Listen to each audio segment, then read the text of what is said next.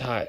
Alright guys, so last time I made a video about how I was changing the crankshaft position sensor on the BMW X3.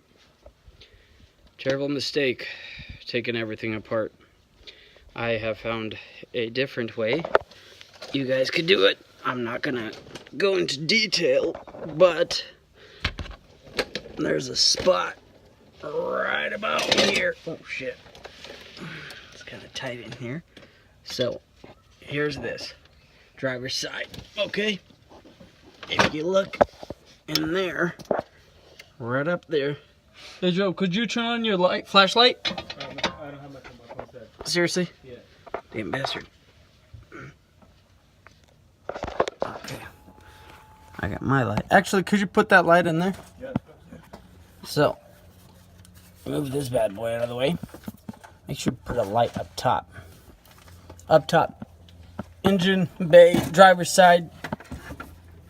So As far as you can. Where the intake manifold holes are.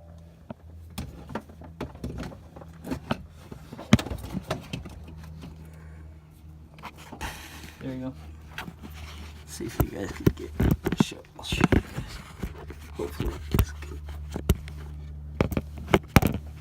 It's kind of a tight fit. If you got smaller hands, you could fit in there. There's your starter. Right below that damn thing is a bad boy sitting right there.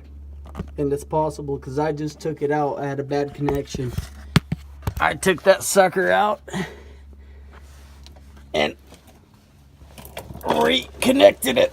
So it's actually possible to do underneath, so you don't have to spend the freaking 5-6 hours taking everything out. Alright.